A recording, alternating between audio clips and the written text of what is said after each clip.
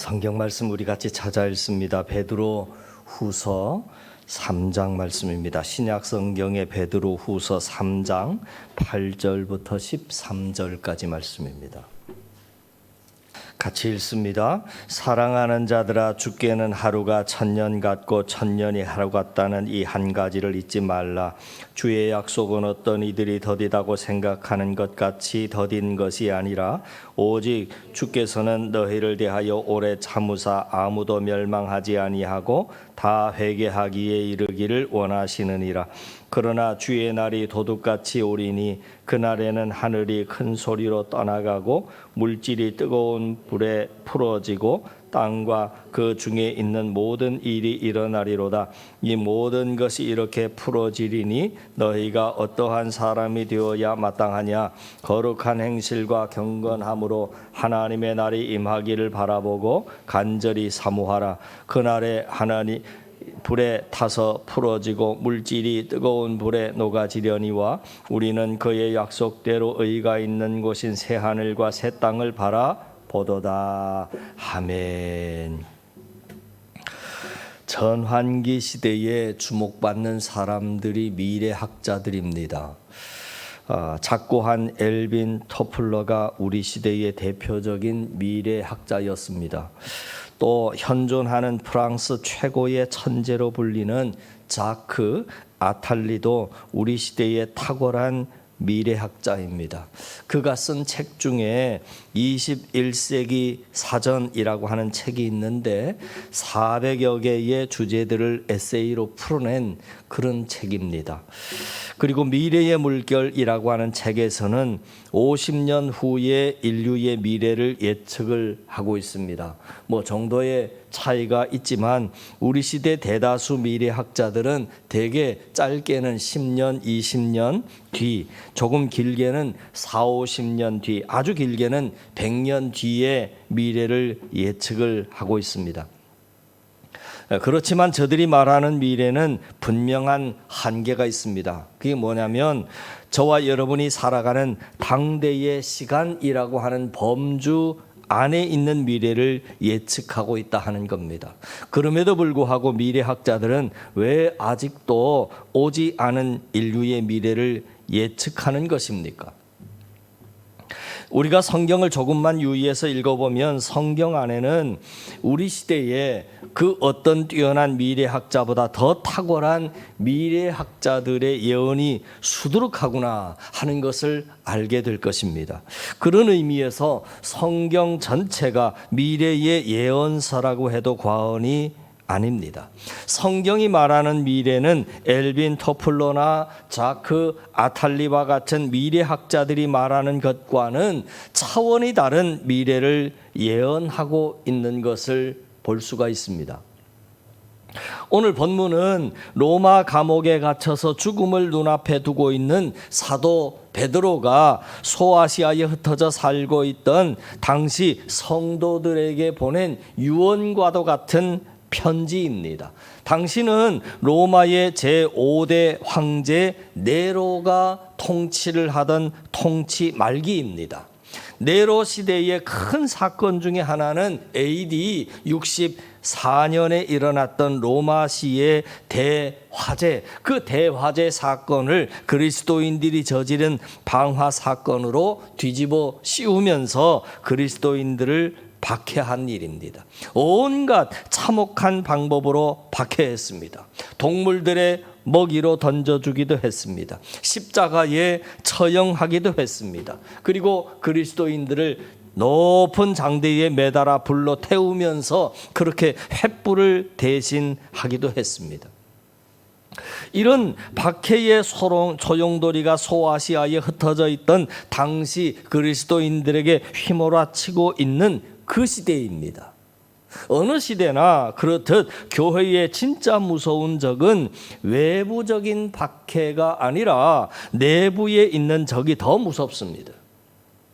거짓 선지자들, 교사들, 예언자들이 흩어진 교회 디아스포라에 침투를 하면서 큰 위기에 직면하게 됩니다.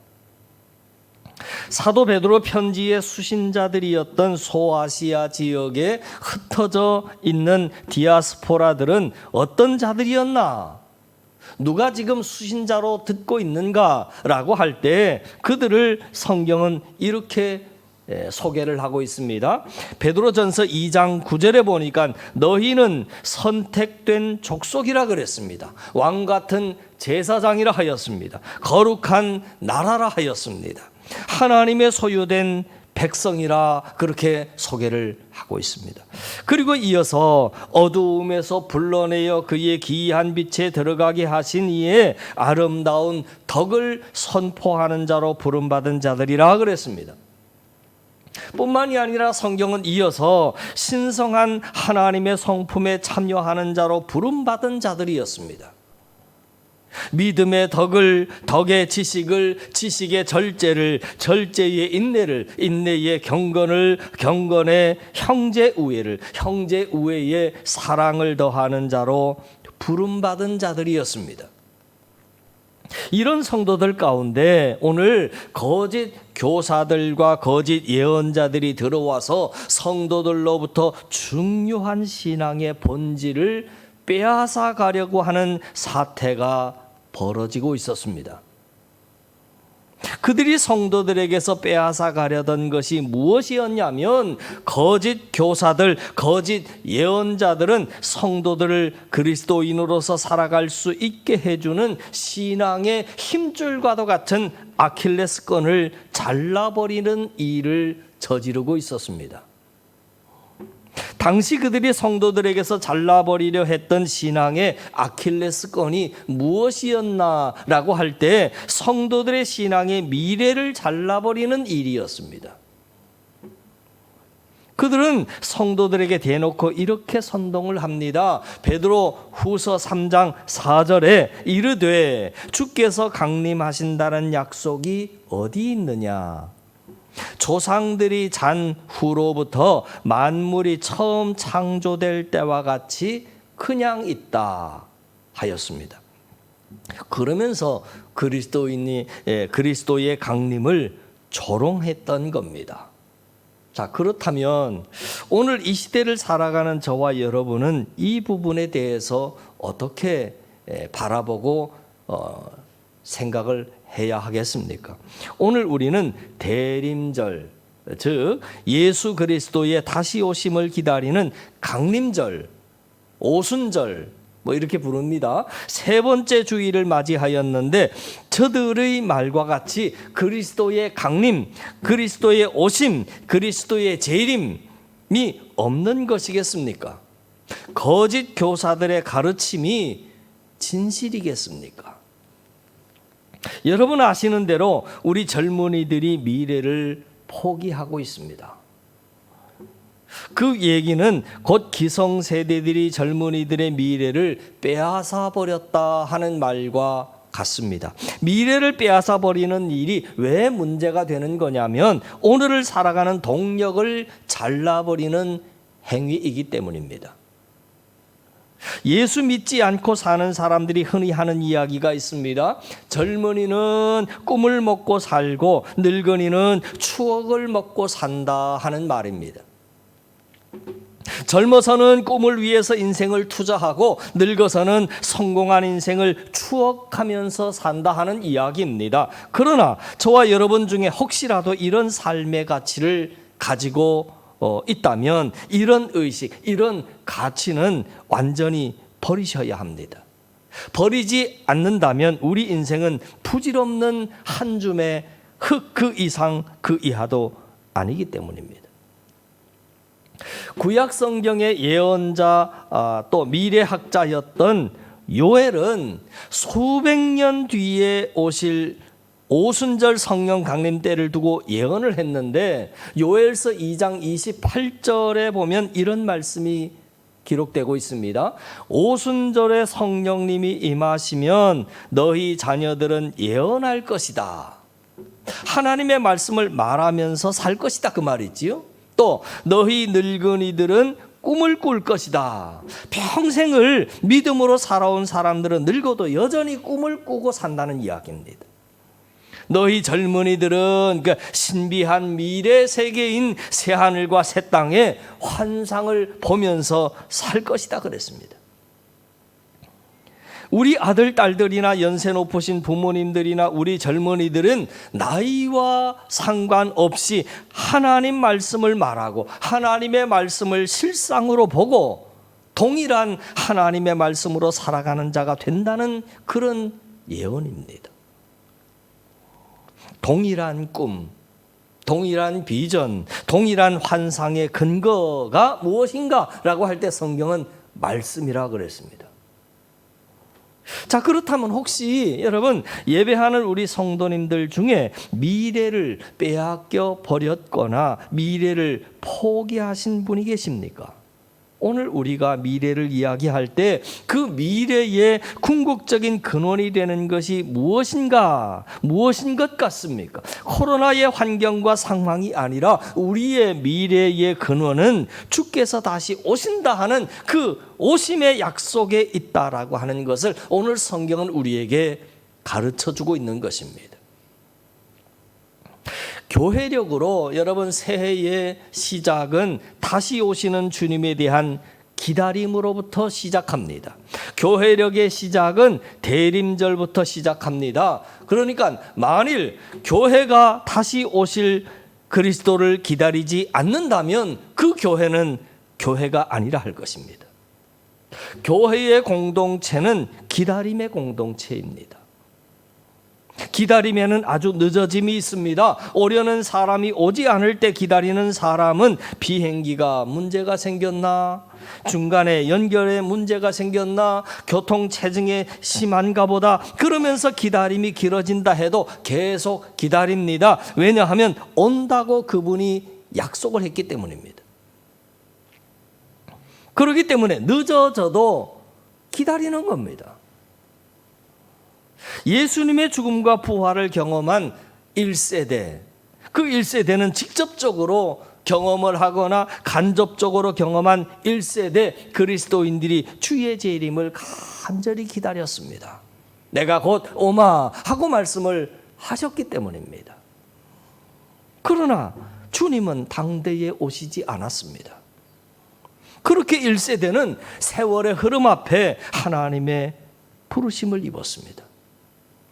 주님이 승천한 이후에 30-40년이 또 흘러갔습니다. 2세대 그리스도인들도 주님의 재림을 간절히 기다렸습니다. 그런데 그 기다림이 길어지자 그리스도가 강림하신다는 약속이 어디 있느냐? 그러면서 조롱을 하고 그리스도인들을 선동을 하고 그렇게 나타난 거짓 교사, 거짓 예언자들이 오늘 등장했다 그 말이지요. 그때 오늘 본문에 등장하는 미래 예측의 거장, 대미래학자인 사도 베드로가 다시 오실 그리스도를 기다리는 기다림의 문제에 대한 비밀의 문을 활짝 열어 보여주고 있습니다. 자, 오늘 본문의 8절에 이렇게 성경은 기록했습니다. 사랑하는 여러분, 이 한 가지만은 잊지 마십시오. 주께서는 하루가 1000년 같고 1000년이 하루 같습니다. 이게 무슨 말입니까? 여러분, 이 사진을 한번 보시죠. 동이 타오르기 직전에 아직은 사방이 캄캄하고 어두움이 깔려 있지만 곧 어두움을 물리치고 솟아오르는 태양의 장엄한 여명을 담아낸 그런 사진입니다. 이 여명을 본 사람은 결코 길지 않은 시간에 동력 하늘로 솟아오를 이글거리는 붉은 태양을 기다릴 것입니다. 이 여명을 보고서도 붉은 태양이 솟아오를 것을 부정할 사람이 있겠습니까? 이 여명을 본 사람이라면 그 사람은 어두움이 물러가고 밝은 해가 떠오르지 않을 것이라고 하면서 다시 이불을 뒤집어 쓰고 잠을 청할 사람은 없을 것입니다. 아직은 어두움이 깔려 있지만 곧바로 일어나서 하루의 일과를 시작할 것입니다. 다시 오실 주님의 강림하심도 꼭 이와 같다 할 것입니다.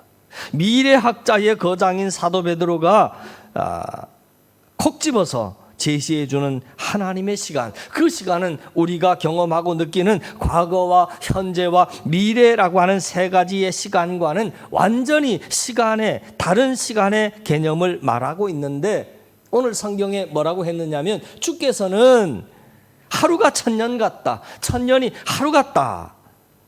참으로 놀라운 시간의 세계를 밝히고 있습니다.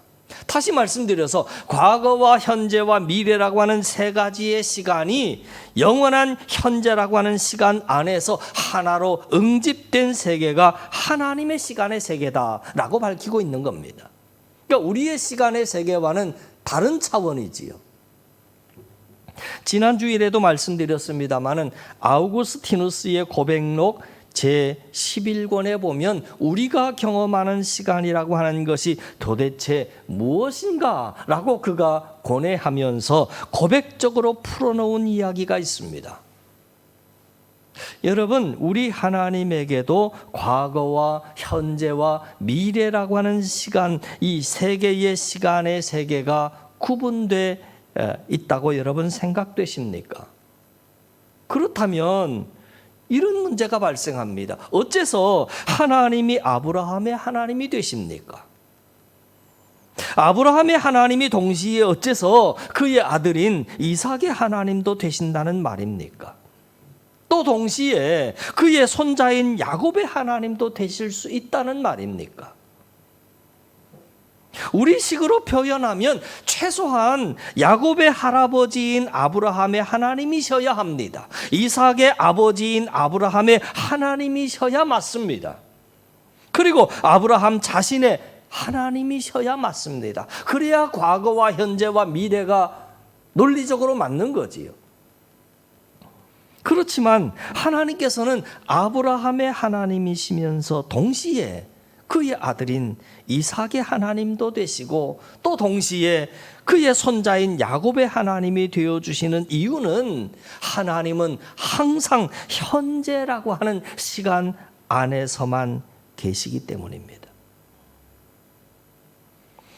하나님 안에는 과거도 없고 미래도 없습니다. 과거와 미래가 다 현재 안에 있습니다. 그래서 하나님은 알파와 오메가다 합니다. 처음과 마지막이시다, 시작과 마침이다 하는 겁니다. 다시 오실 주님 안에서 오늘 이 시대를 살아가는 그리스도인들에게는 현재라고 하는 시간만 있을 뿐입니다. 우리가 말하는 과거의 실제는 현재의 기억일 뿐입니다. 우리가 말하는 현재는 바라봄입니다. 우리가 말하는 미래는 현재의 기다림입니다. 그렇기 때문에 그리스도인인 우리의 시간에는 오직 현재만 있다 할 것입니다. 그렇기 때문에 우리는 다시 오실 주님의 미래를 오늘 여기에서 현재라고 하는 시간 안에 품고 살아가는 자가 되어야 할 것입니다. 코로나 팬데믹이라고 하는 환경 때문에 미래를 빼앗기는 어리석은 삶을 살지 않아야 한다는 겁니다. 오늘을 살아가는 우리의 삶의 에너지는 오늘이라고 하는 환경 안에 들어있지 않습니다. 다시 오실 주님께 있습니다. 성경은 그 말을 하고 싶은 겁니다. 그렇습니다. 미래학자인 사도 베드로는 저와 여러분이 살아가야 하는 종말적인 삶을 오늘 본문의 10절, 11절, 12절의 성경은 이렇게 밝히고 있습니다. 여러분 성경 같이 읽어보십시다. 10절, 11절, 12절입니다. 그러나 주의 날이 도둑같이 오리니 그날에는 하늘이 큰 소리로 떠나가고 물질이 뜨거운 불에 풀어지고 땅과 그 중에 있는 모든 일이 드러나리로다. 이 모든 것이 이렇게 풀어지리니 너희가 어떠한 사람이 되어야 마땅하냐? 거룩한 행실과 경건함으로 하나님의 날이 임하기를 바라보고 간절히 사모하라. 자, 사도 베드로가 권면하는 요지가 뭐냐면 거룩한 행실과 경건함으로 다시 오실 주님의 그날 종말적인 미래를 오늘 여기에서 살아가라 그 얘기입니다. 저와 여러분이 거룩한 행실과 경건한 삶이 어떤 삶입니까? 선택된 족속으로 살아가는 삶이라 그랬습니다. 왕 같은 제사장으로 사는 삶이라 그랬습니다. 이 땅 가운데서 거룩한 나라로 존재하는 삶이라 하였습니다. 하나님의 소유된 백성으로 사는 삶이라 하였습니다. 어두운 데서 불러내어 그리스도의 놀라운 빛 속으로 인도하신 그 하나님을 소유하고 선포하며 사는 삶이라 그랬습니다. 신성한 하나님의 성품에 참여하는 자로 사는 그런 삶이라 하였습니다. 우리가 가진 믿음의 덕을 더하고 그 덕에 지식을 더하고 그 지식에 절제를 더하고 그 절제에 인내를 더하고 그 인내에 경건을 더하고 그 경건에 형제 우애를 더하고 그 형제 우애에 사랑을 더하는 자로 오늘 여기에서 살아가는 자가 되는 것이라 하였습니다. 여러분, 한국 교회 성도들이 설교자라는 목회자보다 덕과 사랑이 있는 목회자를 기대한다는 말이 있습니다. 그러면 성도들도 마찬가지입니다. 직분이 있다, 일을 잘한다, 봉사를 많이 한다, 헌금을 많이 한다 하는 것보다는 덕과 사랑이 있는 성도를 주님은 기대하신다는 거지요. 오래전에 한경직 목사님이 목회자들 세미나에서 목회자들에게 예수 잘 믿으시오 라고 하는 말씀을 하셨습니다. 목회자들에게 예수 잘 믿으라고 하는 말씀은 예수의 신성에 그 신성한 성품을 닮아갔느냐 하고 묻는 질문이었습니다. 우리는 뭐라고 대답해야 하겠습니까? 오늘 대림절 세 번째 주일 다시 오실 주님의 그날을 여러분들은 사모하십니까? 그날은 오늘이라고 하는 현재가 쌓여서 그날이 되는 겁니다. 그날을 사모하는 사람은 오늘을 바르게 삽니다. 다르게 표현하면 이렇죠. 여러분, 그리스도인들의 인사 가운데 할렐루야 하는 인사가 있습니다. 이 할렐루야는 예수님의 초림을 믿는 사람들이 사용을 많이 하고 있고, 또 우리가 아는 샬롬, 이것은 유대인들이 일반적인 인사를 할 때 많이 사용하는 인사말입니다. 반면에 예수님의 재림을 기다리는 사람들이 잘 사용하는 인사말이 있는데 마라나타입니다. 할렐루야는 호흡이 있는 자마다 여호와를 찬양할지어다, 이것을 히브리어로 야훼를 찬양하라 할 때 쓰는 용어이고요. 그리고 샬롬, 이것은 평안 또는 평강이라고 하는 히브리어로 원어를 씁니다. 반면에 마라나타는 광범위한 의미로 생각을 하여 보면 성경이 기록된 시기로부터 지금까지 사용되는 재림 예수님을 기다리는 신앙 고백적인 인사말이다라고 정리할 수 있습니다. 그래서 초대교회 성도들의 인사말은 마라나타입니다. 예수님의 부활을 목격한 제자들이 예수님이 빨리 재림하시기를 바라는 그런 마음으로 사용했던 인사말이 마라나타, 주님 곧 오신다 하는 말입니다. 마라나타는 아람어입니다. 그래서 고린도전서 16장 22절에 표기가 이렇게 되고 있습니다. 제가 한 구절을 읽어드리죠. 만일 누구든지 주를 사랑하지 아니하면 저주를 받을지어다. 그리고 뭐라고 했느냐면 우리 주여 오시옵소서. 이게 마라나타입니다. 근데 참 비슷한 용어를 쓰고 있는 것이 요한계시록에 또 나옵니다. 요한계시록 22장 20절에도 비슷한 의미로 쓰여졌는데 거기도 읽어보면 이렇게 나옵니다. 이것들을 증거하신 이가 가라사대 내가 진실로 속히 오리라 하시거늘, 그 다음에 뭐라고 했느냐면 여기에 써 있는 거예요. 같이 읽어 나갑니다. 시작. 아멘. 주 예수여 오시옵소서. 이 말씀은 결국에는 고린도전서에 있는 말씀이 아니라 요한계시록에 있는 말씀입니다. 같이 마라나타의 의미를 갖습니다. 주 예수여 오시옵소서 하는 겁니다. 자, 말씀을 맺습니다. 베드로는 복된 소식을 접한 사람들에게 이러한 믿음에 흔들리지 말라 하고 다시 한번 복음을 전하고 있습니다. 여러분, 우리도 복음을 전하는 사람이 되어야 할 것입니다. 그러려면 복음으로 견고한 사람이 되어야 할 것입니다. 누가 오늘 미래를 사는 자입니까? 누가 오늘 마라나타라고 인사하는 자입니까? 젊은이라고 미래를 사는 자가 아닙니다. 연세 많으신 부모라고 해서 추억을 먹고 사는 자가 아닙니다. 하나님의 꿈을 꾸고 동일한 환상을 보고 동일한 예언을 하는 공동체가 미래를 사는 자이고 마라나타 인사하는 자입니다. 무엇으로 그렇게 됩니까? 하나님께서 주신 약속의 말씀으로 그렇게 됨을 믿는 것입니다. 걸출한 미래학자 사도 베드로의 베드로전서 1장 24절 25절의 선포를 여러분 마음에 새겼으면 좋겠습니다. 모든 육체는 풀과 같고 그 모든 영광은 풀의 꽃과 같으니 풀은 마르고 꽃은 떨어지되 오직 주님의 말씀은 영원히 있도다 하였으니 너희는 너희에게 전한 복음이 곧 이 말씀이니라 하였습니다. 저와 여러분이 오늘을 살아가는 삶의 에너지가 어디에서 옵니까?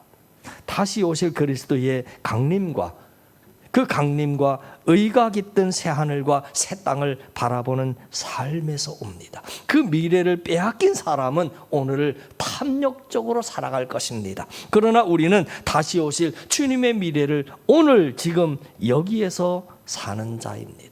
그러므로 우리의 삶은 오직 거룩한 행실과 경건함으로 정의가 깃든 새하늘과 새 땅을 기다리며 살고 그 열매를 함께 즐거워하고 예배할 줄 아는 저와 여러분 우리 한 사람의 삶이 다 되실 수 있기를 주님의 이름으로 간절히 축원을 드립니다.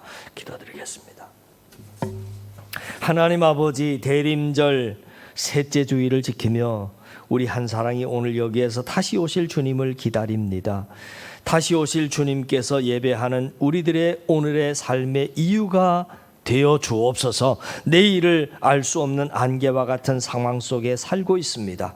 세상이 변하고 가치관이 변하고 물질 우선으로 사는 사람이 많아질수록 성도는 거룩한 행실과 경건함으로 든든하게 서야 함을 깨닫습니다. 세상에 그것을 사모하는 사람이 아니라 하나님의 의가 풍성한 새하늘과 새 땅을 사모하는 우리 한 사랑의 공동체가 되게 하여 주시옵소서. 예수님 거룩하신 이름으로 기도하옵나이다. 아멘.